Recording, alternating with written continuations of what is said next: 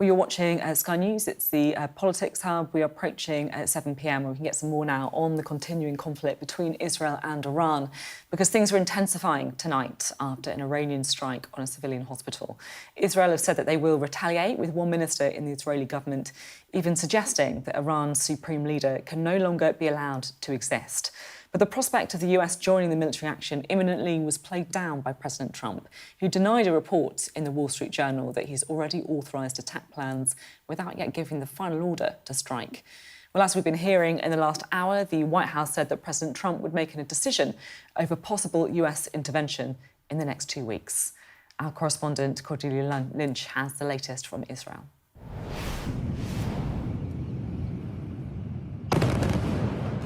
A strike on the largest hospital in southern Israel. An attack in the heart of a city. Inside, chaos and panic. Look what's happened to my hospital, the man cries. This is evidence Iran can still inflict some serious damage. Outside, bewildered patients. This woman, still in shock. She's 7 months pregnant. Her legs trembling. Iran claims they hit a military target, but this is a civilian hospital. The injuries were minor, but the impact on this war could be great.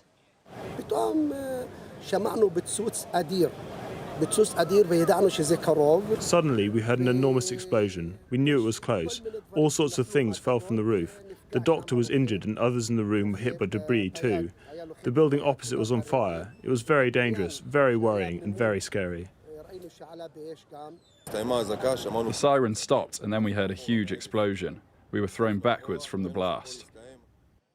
Well, you can see that the roof has collapsed on one of the buildings and there are lots of windows blown out. The Israelis are framing this as a war crime of the most serious kind that demands a heavy response. The question is whether this strike represents a turning point in the conflict. Within hours, the president arrived and then the prime minister, vowing revenge, promising victory. They're targeting civilians because they're a criminal regime. They're the arch-terrorists of the world. They want to have nuclear terrorism, which will put the entire world under nuclear blackmail, and they would use these weapons. That's what the Ayatollah Khamenei says that he would do. He would use these weapons to wipe Israel off the map. Well, he's not going to. We're not going to let him. And we're in the process of achieving a tremendous victory. The drumbeat of war sounded a little louder today. Far-right politician Itamar Ben-Gvir among the emboldened, calling for the Iranian regime to be annihilated and praising Donald Trump. What do you want Donald Trump to do? What do you want him to do? In Iran, the civilian death toll is far higher. Human rights groups estimate 600 people have died. But the human cost here is a harder story to tell. Images of this funeral among the few to emerge as the country faces an internet blackout. This is the latest attack on Iran's nuclear facilities, a heavy water reactor, one Israel claimed could be used for plutonium production in the future. The last 24 hours has felt like a warning shot. The dynamics fragile, the targets shifting, and everything looking a little more precarious. Cordelia Lynch, Sky News, Beersheba, Israel. Now, the Foreign Secretary, David Lammy, is in Washington this evening with the UK government repeating its wish to find a diplomatic path to ending the conflict. Meanwhile, the French ambassador to the UK has told Sky News that, in her view, there is no military solution to ending Iran's nuclear programme. She was speaking to our political editor, Beth Rigby, and said that there was no alternative but for the UK, France and Germany to help de-escalate the growing crisis.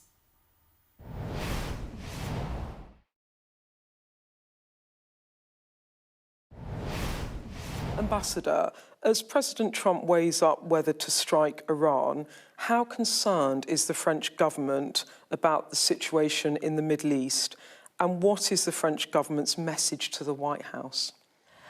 the message we have is that we are, of course, very concerned by the Iranian nuclear program. It's a serious threat to our security interests, to the security interests of the region.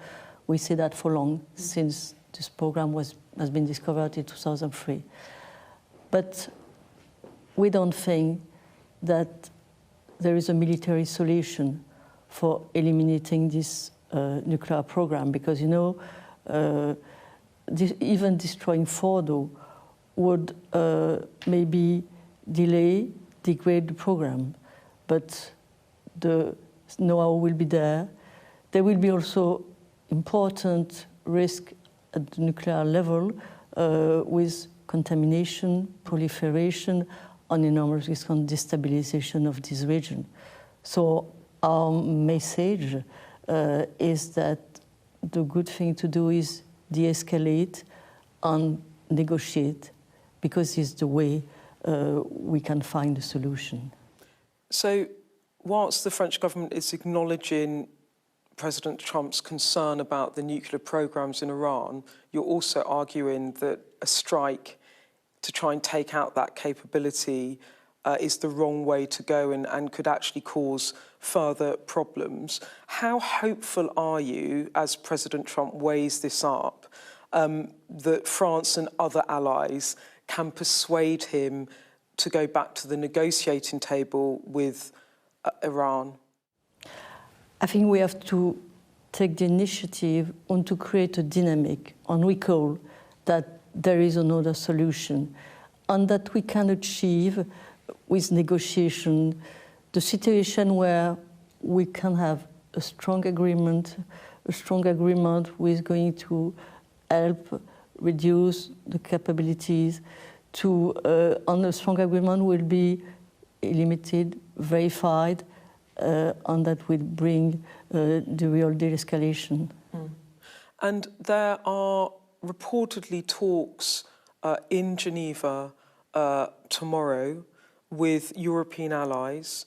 I know that the French government nor the UK government have confirmed these talks, but just broadly, how effective can discussions with Iran be between European allies if the US government are not involved? How can you bind the US in? I think each three countries are very legitimate because they have been involved for long in this question. And sorry to interrupt, the E3 are France, UK and Germany. And I think also that it's the way to show that there is no other way to go than a military strike. And just finally, Ambassador, France and America are extremely old allies. President Macron was the first European leader to visit the White House. But in recent days at the G7, President Trump publicly rebuked President Macron for saying that the US president was heading back to Washington to push for a ceasefire in the Middle East. Has this harmed the one-on-one relationship between your president and the president of the US? Oh, I don't think so. I saw the tweet, of course, but you know, they have a long-standing relation. President Macron was already there, and he's the only leader who was there during the first mandate of President Trump. So, as President Macron said, it's a peripety, but it's a long-standing and, I think, efficient relation. Okay, Ambassador, thank you so much. Merci beaucoup. Of course, the latest in that conflict is sure to feature in tomorrow's papers. We'll have our extended press preview from 10:30 this evening with tonight's news and tomorrow's headlines. Joining us will be the editor of The Courier, that's David Clegg, and the deputy political editor of the Mail on Sunday, that is Anna Mikhailova. Right, let's bring in a duo for the evening, shall we? We're joined by Kato Harry, who's the former Director of Communications for Number 10 under Boris Johnson, and also Baroness Luciana Berger, the former Labour MP for Liverpool Wavertree. Great to have you both on the programme. Evening. I feel like I don't know where to start, I'll be completely honest, with Iran, Israel, Trump, because it feels we're at this juncture where things are so uncertain. So what's your reading on what's happening? That's the most bizarre statement. I'm very decisively going to tell you that I haven't taken a decision. It's a sort of mad press conference in some ways. But it's got to be, and maybe I'm wired this way, a sign of hope that he's basically saying there is a massive bunker-busting bomb on the table, not just a gun, and you've got 2 weeks to come up with something better than encouraging me to sort of give the green light for that. So he's created a little bit of a space there, at least with Iran, but already it's carnage, and the repercussions will be bad for a long, long time. What do you think the UK should be doing at this point? We know, of course, David Lammy is going over to the States. Keir Starmer is going to be wrestling with what this government does with all these different eventualities. We don't know which one's going to happen. Well, the first thing, obviously, is to acknowledge the severity of the situation and what's happening in the region at this time. And I think what's absolutely critical is that we work towards a comprehensive diplomatic solution which addresses the very real and direct threat of Iranian nuclear enrichment. This is all off the back of the IAEA report that came out only last week that indicates now that Iran is flouting all of its obligations. It now has exceeded past the 60% enrichment of uranium, enough to, they have indicated, have 9 nuclear weapons, and that is the threat in which faces us all, not just the region, including to us here. As you pointed out, I think it's very important that the Foreign Secretary tomorrow is going to meet with the leaders, his counterparts in Germany and France. And obviously we've heard lots of very strong noises, very much encouraging Iran to come forward and to come to some accommodation, some negotiation with the United States. And I think the indication from what we've heard from the press conference just now is that obviously there is this 2-week period, and we sincerely hope that something's going to alter during this time ahead. What's your take on it, Gutto? What do you think? Do you think Donald Trump should intervene? Do you think that it would be escalation? I'm not very hopeful. He's going to hold back for a couple of weeks, but in the end, the idea that the Iranian regime will be swayed by an opportunity provided by the head of what they've generally called Satan or the evil empire or whatever is quite far-fetched. I also, to be honest, have got some sympathy for the view that there is an opportunity to stop one of the most dangerous and destructive regimes on the planet from having the most destructive and dangerous weapon. And that is not something to pass by. But when you see, a TV station being bombed, that's always a bad one for a journalist. I always sort of think that is not, degrading their capacity to develop nuclear weapons. That is an attack on a system that we disapprove of. And, tempting though that is, that's not a great way of operating in a very turbulent world. You're just pouring fuel on flames. I guess as well, that there will be a weariness in the UK for getting dragged into foreign conflicts. There'll be a scepticism, I guess, of some of the claims. We all remember the weapons of mass destruction that we were told were happening, the dodgy dossiers. Well, the difference is that Iran isn't denying that it has a. But I think there's still question marks about how advanced it is, right, and the strength of Iran at the minute, which feels quite diminished.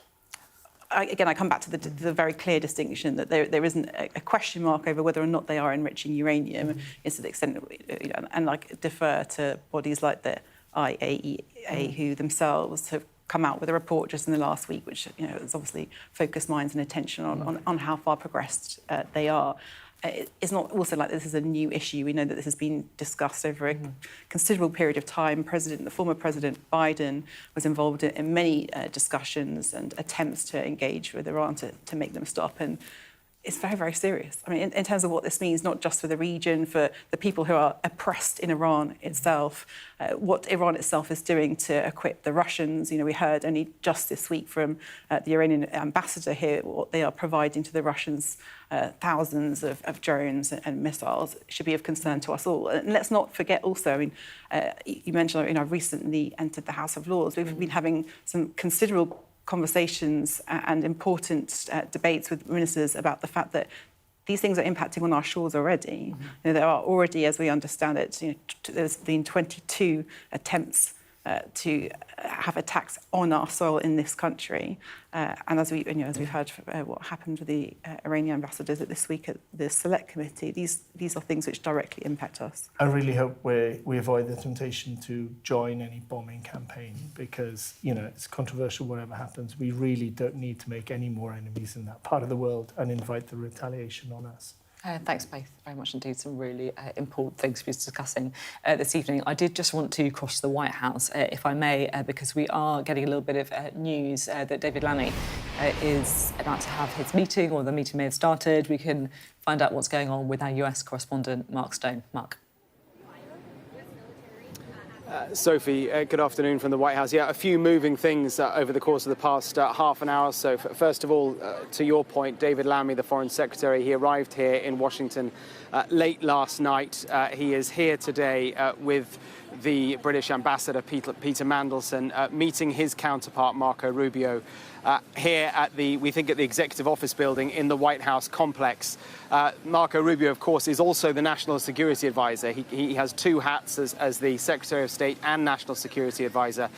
So is clearly across everything. And this, I think, is a really, really important meeting before David Lammy travels to have meetings with his European counterparts and with the Iranians tomorrow. So I think it's important because it will help the British to align their position and also crucially to understand face to face what the American position is on whether or not to go to act on Iran, what President Trump's options are. We know that among the sort of more extreme end of the spectrum would be to activate those B-2 bombers with the bunker busting bombs on board. That would potentially require British military support, which I think is one reason that David Lammy is here.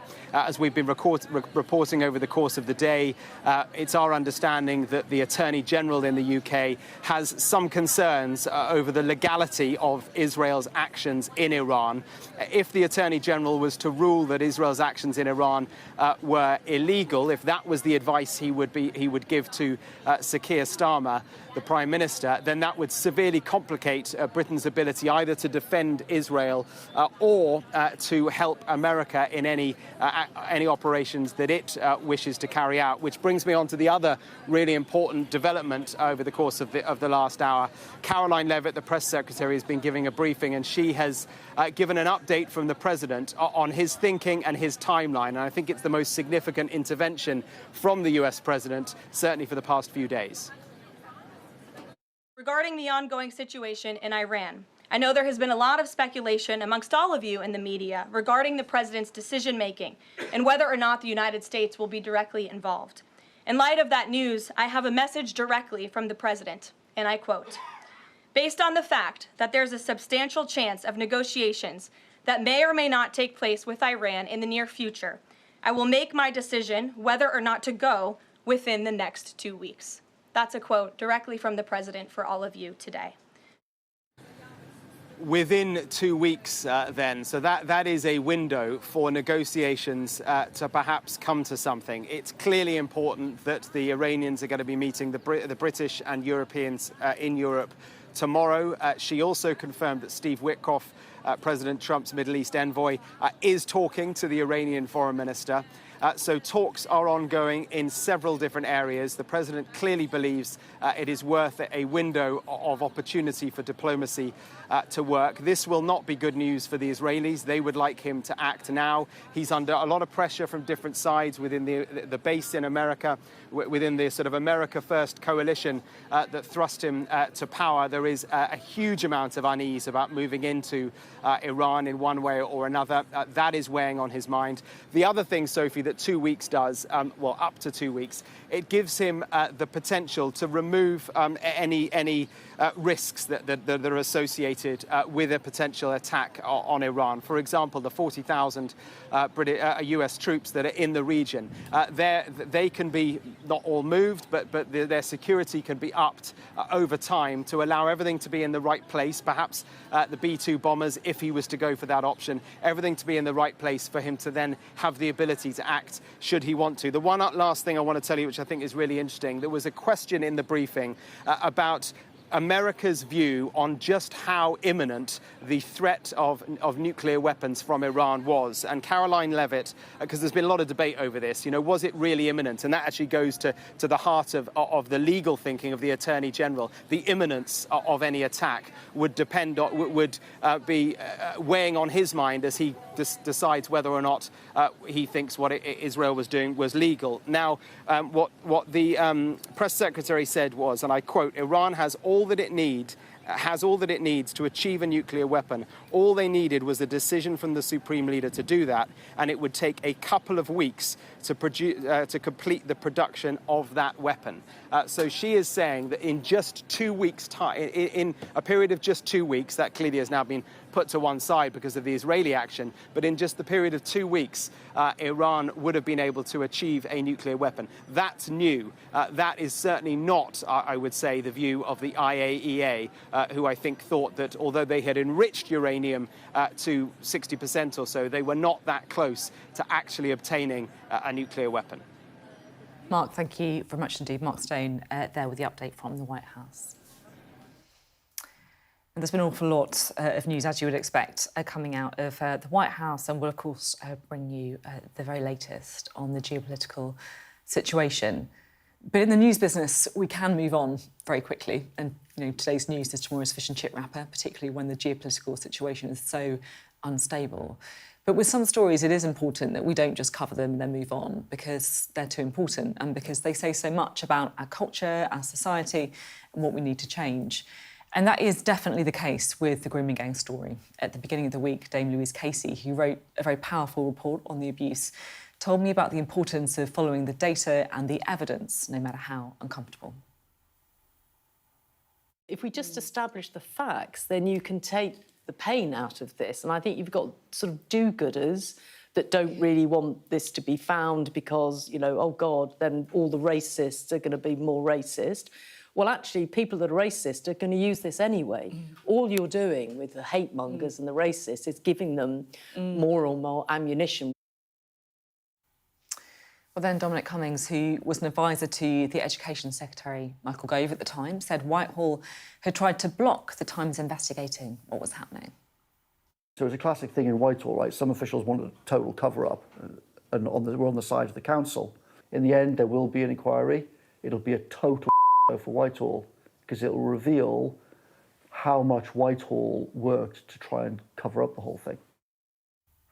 Well, if it does, it is a prime example of the establishment closing ranks. And before the news agenda moves on, this is what we do need to reflect on, all of us, journalists, politicians, police, social workers, civil servants. We do have to follow the evidence and have the honest conversations, even if it's uncomfortable, perhaps especially if it's uncomfortable. Well, we were mentioning there Michael Gove, one man who was at the heart of government when the press started reporting on the Grooming Gang scandal. Let's listen to what he had to say when I spoke to him earlier today. You're here to talk about grooming gangs. Just firstly, what did you make of the Casey report that was published this week? Well, I thought that Dame Louise Casey's done an excellent job. The key question, in a way, is why it required her report in order to inaugurate a national inquiry. There have been a number of investigations, as Dame Louise Casey pointed out, but what we haven't yet had is a way of systematically drawing together some of the lessons that can apply to national policy in the right way. And we're talking there about the lessons, and some of the lessons, I guess, has been the way that so many of us, journalists, politicians, Whitehall, the state, the police have reacted to this story over the last 10 years or so. And Dominic Cummings, your former advisor, told Sky News this week that officials at the Department for Education tried to block the Times publishing some of their investigations into this. Can you just talk me through, is that true? What did happen? Yes, so it was the case that Andrew Norfolk, now sadly dead, a heroic reporter who did more than anyone to initially uncover this scandal, wished to publish details of a report that had been commissioned by Rotherham Council. Rotherham Council wanted to stop that happening. They wanted to go to court to prevent him publishing some details. And we in the Department for Education were asked by the council, would we join in? Would we be a party to that court action to stop it? And I had a look at the case, advised by Dominic and by others, and there were some within the department, some officials who said, be cautious. don't allow this to be published. There may be risks for relatives of the victim concerned. There may be risks because Rotherham Council is, so they argued, improving in the way in which it handles these cases. But my view at the time, advised by Dominic and by others within the department, was that it was definitely better for it to be published. So we said to Rotherham, we will join the case, but we're joining it on the side of the Times and Andrew Norfolk because we believe in transparency. How did Rotherham react to that then?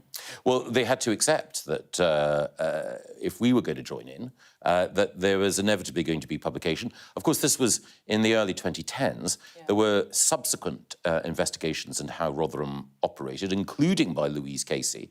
And my colleague in government at the time, Eric Pickles, eventually had to get rid of Rotherham's councillors and put in commissioners in order to run the council effectively.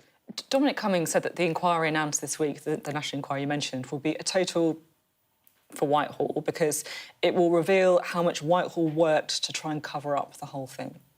Well, I don't want to preempt or end run what the conclusions of the inquiry will be, but I do think that there will be some tough questions that will be asked of the Home Office and its culture, and the way in which, in particular, the Home Office and the police interacted. But there'll also be questions for departments in which I worked, the Department for Local Government and the Department for Education. And I think it's right that there should be, because the nature and scale of what the victims have endured means that there's an obligation on all of us who've been in any form of elected office to be honest and unsparing in looking at what went on. You obviously did more than most, to be frank, right? You know, you sided with the Times, you commissioned this report into what was happening to girls in care. You asked the right questions and tried to open things up. But ultimately, when you were in government, you didn't manage to make the change. No. You accept that? Yes, so it is undoubtedly the case that more should have been done. Does it weigh on you a bit? Yeah, absolutely. So I think there are several things here. The first is the protection of children in care. Overwhelmingly, not exclusively, the victims of these gangs were vulnerable girls who'd been at risk of abuse or neglect, many of whom were in care settings. I think we did make progress there, but not nearly enough. And then when it came to the policing aspect, there were points that I made in government, but again, with the benefit of hindsight, I do wish that I had been more vehement in trying to persuade people to take appropriate action. Do you think your party sort of dropped the ball a bit on it, or was it too strong? I don't think that it would be right to highlight this in a partisan way, and I think the right thing to do is for everyone to acknowledge that sometimes there were people who were acting from noble motives, who did not want to increase ethnic and racial anxieties, who did not want to fan far-right flames, and thought that it was better to step away from the really grim reality of what was going on. I can understand that, but ultimately, that didn't serve anyone. It did not serve the victims. And also, I think very strongly, and it's a point I've made in The Spectator this week as well, there's an element of some people saying, well, we didn't want to do it because we didn't want to make Muslim communities feel bad. That is saying that people in Muslim communities would be keener on cover-up than confrontation. I think that is completely wrong. I think that the overwhelming majority of people in this country want the truth to be told and some uncomfortable lessons to be learned. You say there about the importance of, not making it a party political issue or a partisan issue. What did you make of the email that was sent by the Conservative Press Office under the name of Kemi Badenoch saying that we won? Well, I think, to be fair to the Leader of the Opposition, she has been calling for an inquiry of this kind consistently, and some of the... We won as a bit...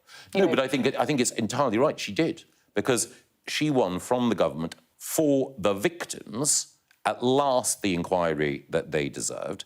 The Prime Minister directed criticism at the Leader of the Opposition, used phrases like far-right bandwagon and so on, which I think were emphatically a mistake. And he's also attributed to the Leader of the Opposition agency in this when the roles that she played in government were not those that were directly related to this issue. We won, though. I mean, if I'm looking at this case, which is it's like a scarred our country in a way, right? You're talking about Andrew Norfolk, the guy who fought, had death threats, was called a racist. We're talking about people like Maggie Oliver, who listened to the victims, who believed them, and the women themselves, who were children at the time, who have fought to be believed.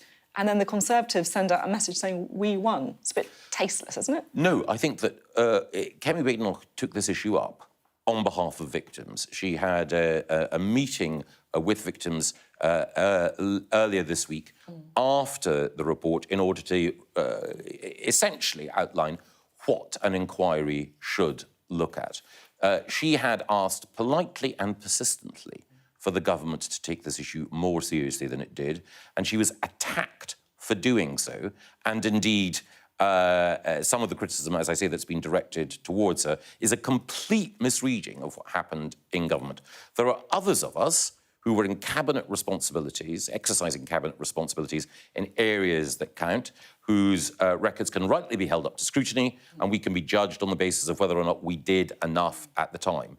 Completely unfair to direct that at the leader of the opposition, and it is right, because when she said we've won, she was talking about the victims about whom she's been speaking, who have at last secured the inquiry that they've requested.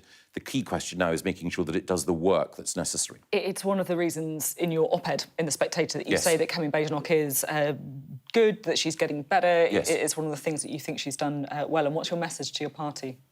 Well, I think that the Conservative Party is lucky to have in Kemi Badenoch a very principled and effective politician.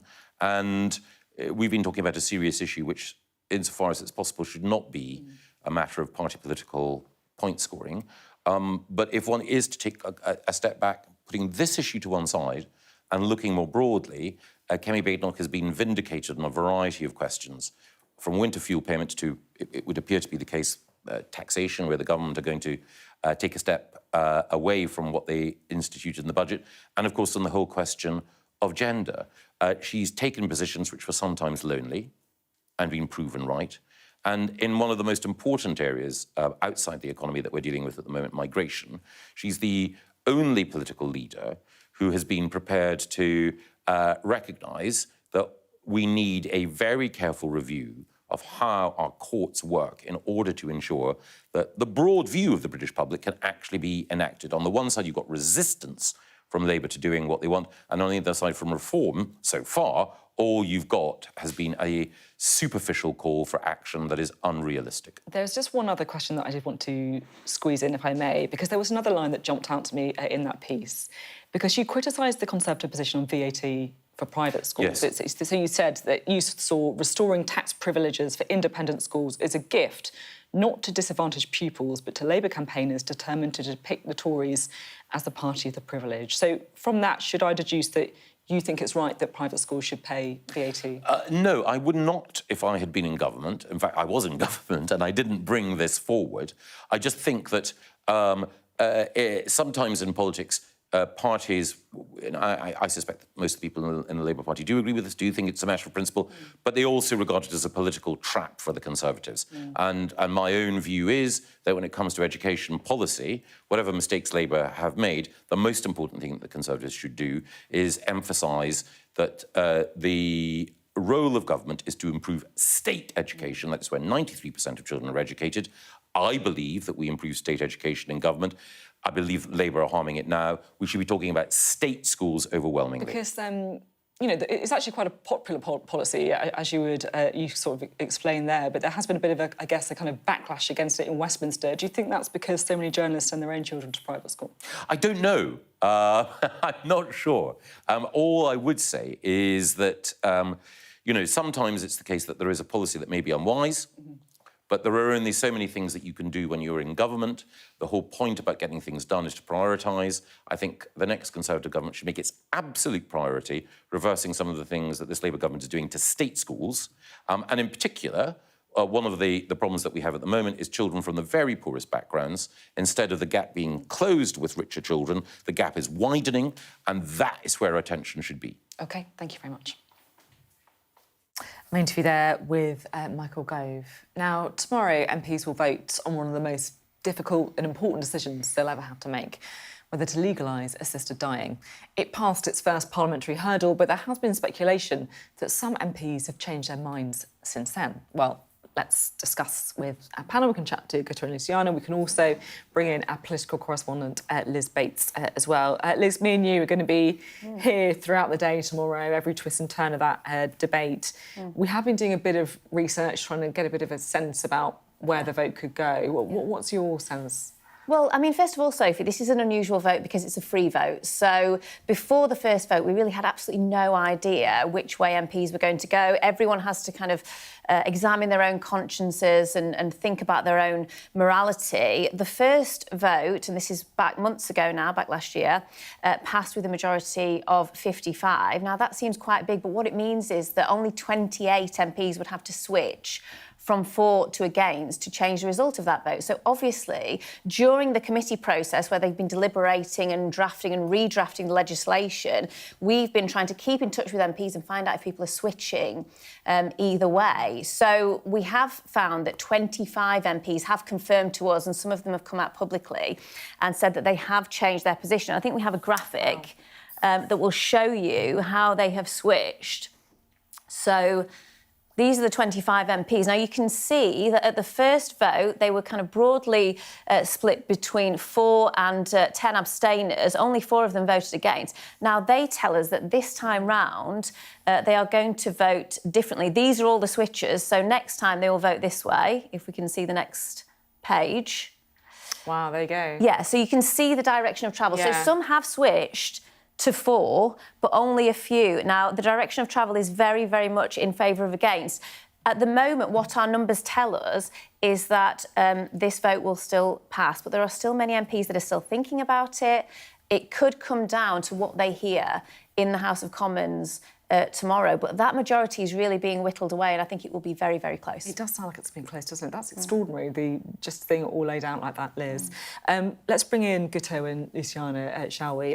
Guto, we've spoken about this before. You're someone who is supportive of assisted dying. Yeah, it's not a comfortable thing to advocate, but I focus on the horrific, unnecessary suffering that we force people to go through because we don't give them this option. And so for me, the end goal has got to be to move with the times and provide the option for people who are irredeemably, terminally ill to be alleviated of pain, humiliation, indignity, and the works. And it cannot be beyond the wit of a modern, sophisticated, well-educated society like ours to sort of find a way of doing that. And I understand the squeamishness of MPs actually voting for something that means something quite uncomfortable happens, but I think they've got to just bite the bullet and not hide behind, oh, she gave a bad speech, therefore we left the situation as it was. We allowed unnecessary, horrific suffering to continue. Luciana. Well, this is a deeply flawed bill. And I'm going to part the principle of the issue about whether or not to support the principle of assisted dying and look at what's before us. It's not about, I don't think, the speeches. I think it's about the legislation. And the legislation that is now going to be in front of MPs tomorrow, although the caveat to that is MPs don't even know what the final legislation is going to be tomorrow when they vote after lunchtime, because they're still going to be voting on amendments tomorrow morning. But in terms of what we have so far, my greatest concern in terms of what will be before the Commons is that we are not providing adequate safeguards to protect vulnerable people in this country. There's not adequate safeguards to contend with the very serious issues of coercion and self-coercion for some of the most disadvantaged groups in our country, be that people with disabilities, the older people, vulnerable people, people with mental health conditions, in particular eating disorders. This bill does not adequately contend with those, and we were told that this was going to be the safest legislation in the world. That is not the case. And from what we had back in November through to what we have in today, I'm not surprised by what you showed us in terms of the switches. And just before we went on air, I saw another letter from 4 MPs that have changed their minds, having supported it at second reading and will not be supporting the legislation as it stands tomorrow because there are so many challenges within it. And far be it from me to comment on the particulars. I defer to those authorities, in particular the Royal Colleges of GPs, the Royal College of Physicians, the Royal College of Psychiatrists, who are not contending with the principle of the issue, but say that there are not adequate safeguards in place. And on that basis, this is not a once in a generation. Let's ensure that we have proper legislation for something that's so serious. It's going to radically alter the relationship between us and the NHS. Just listening to both of you, and the the way that you talk and the strength of feeling that you obviously both have, you know, behind these comments, it just shows what a difficult decision that MPs have got. But, you know, and we were sort of talking earlier, weren't we, about, you know, if anyone says that, you know, being an MP doesn't matter, well, this is the kind of decision tomorrow that flies in the face of that assertion. Thanks both very much indeed. You're watching the Politics Hub. Coming up. The report found in a garage that might have helped overturn the conviction of a postmistress caught up in the post office IT scandal. We'll look at what happens next to the victims.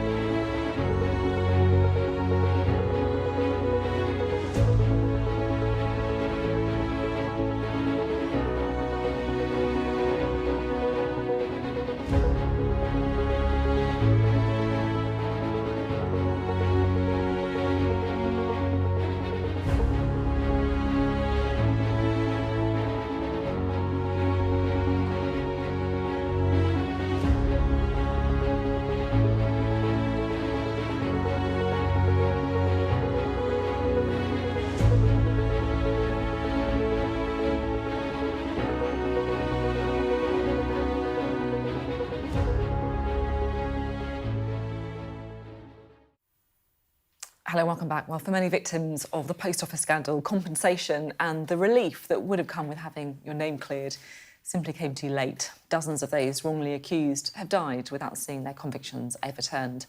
And among them was a postmistress called Pat Owen, who received a suspended prison sentence back in the late 90s. Now, a computer expert has come forward to Sky News after uncovering evidence in his garage that he says could have changed the course of Pat's life. Well, Adrian Montague took the evidence to court at the time, but it was never shown to the jury. He's been speaking to Sky's Adele Robinson. We believe that reasonable doubt exists as to whether any criminal offence has taken place. A damning report, buried for nearly 3 decades. These are all my old discs, and we managed to get the information off.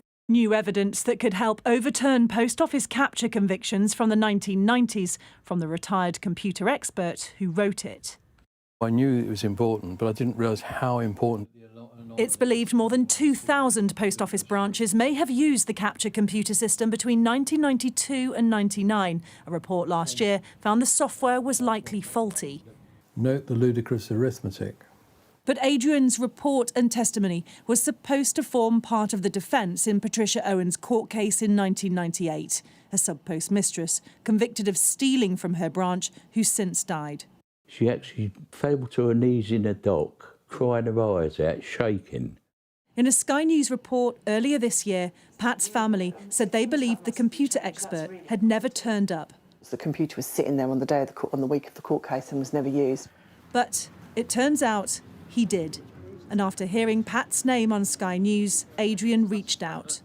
The barrister in question for the defence, he went along and said, look, I'm not going to need you, so you don't need to be here anymore. We contacted the barrister, who said he had no recollection. But while the Post Office knew of the report, the jury may not have seen it. Evidence from its expert was certainly never heard. I think it would have changed the outcome. Hi, are you Juliet? I'm Juliet. Oh, hi. Nice to meet you. And now, a moment the family of Pat Owen thought they'd never see. Meeting Adrian, who they believe could have helped prove her innocence. Oh, I just felt it was wrong. There was some, she shouldn't have been prosecuted. Is it hard to hear this? To know that in the background there was Adrian with this thing that would have changed everything, not just for Mum, but for every capture victim after that, I think is shocking and it's really upsetting. Really, really upsetting. The Criminal Cases Review Commission investigating potential miscarriages of justice now has the report. Capture, though, came before Horizon, the infamous computer system which saw hundreds wrongfully convicted.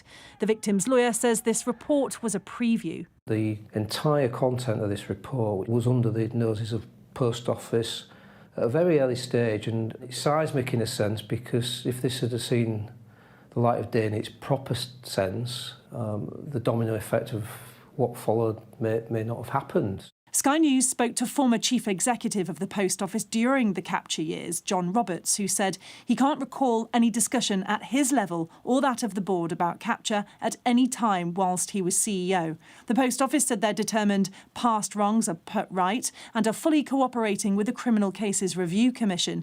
And the government said postmasters, including Patricia Owen, endured immeasurable suffering and they continue to listen to victims, citing a commitment to develop an effective and fair redress process.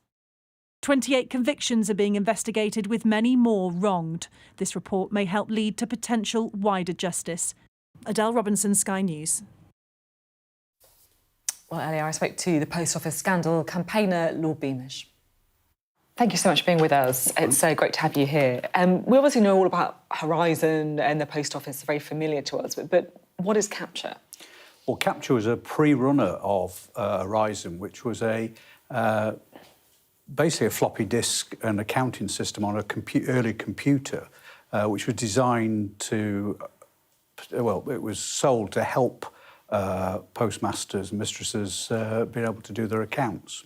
And how can both systems be wrong? It almost, I guess, kind of beggars belief, really. Well, the worst thing about it is that it's not just both were wrong, it's the attitude of the Post Office, which was the same during the capture cases that was also subsequently in Horizon, is they took a very aggressive attitude in not believing that postmasters were innocent. They took the opposite view. Even when they knew that there were bugs in the system, they wanted to prosecute people. You see, this feels key, doesn't it? That you say that they knew that there was bugs in the system, so that the Post Office knew then that there were issues with the capture programme. Well, I think the work that's come out with Patricia Owen's case that Sky've done has blown the lid out of it. It's just they knew back in 1997 that this system was not infallible, as they were saying it wasn't. And she was prosecuted, because of a system which clearly was, as she was saying, was flawed. It's awful, isn't it? You talk about the case of Patricia there, and there are others as well. Are there any, you've obviously dealt with a lot of these people, a lot of these cases. What's it been like? Well, I've been involved with Horizon since, 2009, I think it was when I first started with that. And those cases are tragic, along with these. And the problem is, I first exposed this thing in 2021, I think it was, when I first came across it. And when you meet people, it's a sense of relief that somebody actually believes them. Yeah. You know, and these people have been living with this torture, and I'll describe it as torture, for all those years. And these are decent, hard-working people. And sadly, the other thing is people have died as well. Yeah, this is it. And it's died without having that knowledge that people do believe them now. Yeah, and a bit like Horizon, a lot of these individuals on capture were pillars of the local communities, small communities, whose name was blackened. And sadly, some went to their graves with that question mark over the reputation still there. Yeah, I think that's the thing that I found so staggering about this story as well. As you say, it's the kind of people we're talking about, you know, work really hard, you know, not wealthy by any means, but small business owners trying to do the right thing by the community, probably done the right thing all their life, and then they're up against, I guess, like a machine almost, isn't it? Well, it's the only example I've ever come across where the state persecuted people. And it's not too hard a word to use. And if you look at both the Horizon case, but also the capture case as well, is individuals in the post office knew what was going on, but then they considered that prosecution of people and persecuting, taking people's livelihoods away, was still something they should do. I find just that immoral.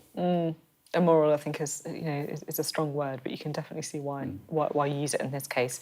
What do you think should happen now? Well, I think it's two things. The government today have finally announced a compensation scheme for the capture cases, which is good because, you know, these are even older than the Horizon cases. Some of these go back 30 years, so that's a welcome step forward. The biggest issue, which I think needs to be addressed now, is the issue around the 29 cases of people who were prosecuted before the criminal case review body, and they're dragging their feet on this, and they need to be fast-tracked now to have those cases reviewed. And if the CCRC won't do that, the government's got to step in and do what it did with the Horizon cases and exonerate these people. What do you make of the call from Alan Bates, obviously the person who was absolutely instrumental in bringing all of this to public attention? What do you make of his call that actually victims should even consider suing the government? Well, I'm not sure what would be the purpose of that. I sit on the Horizon Compensation Board along with James Arbuthnot, and other compensation schemes, would you have designed them that way if you were starting now? No, you wouldn't.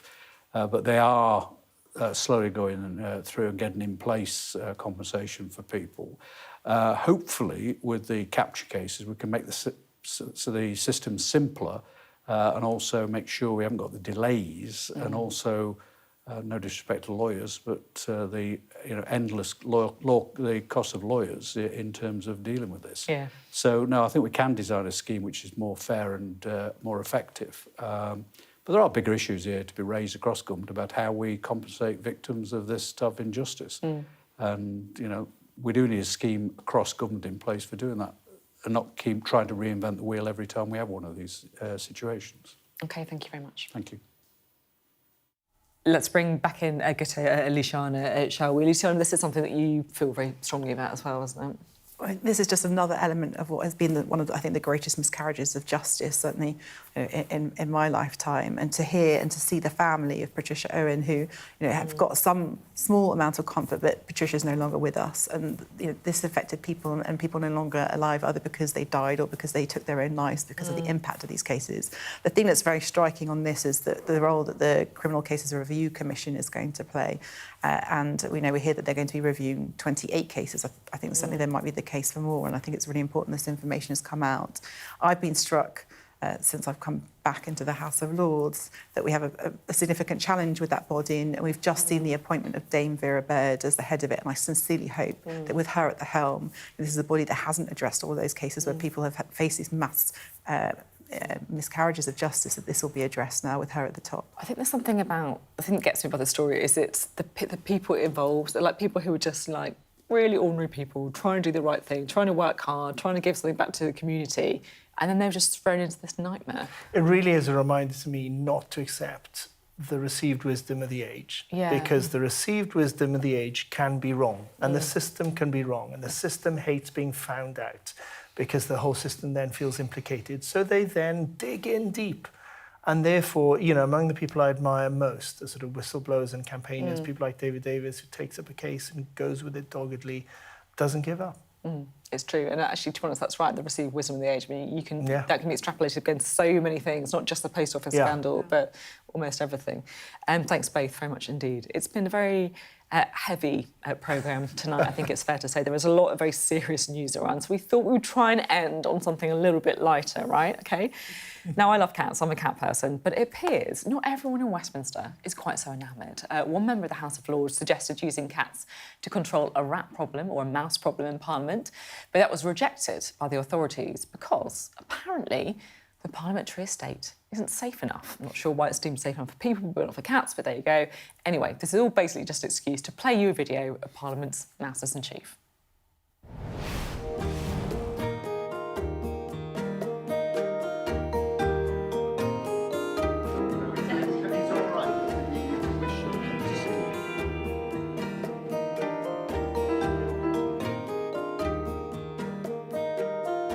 He got so badly injured either in a clash with a fox, Palmerston, the Foreign Office cat, or possibly a vehicle. He's had to see the vet today, but he's on the mend. Sadly, I can't take Larry with me. He belongs to the house and the staff love him very much, as do I.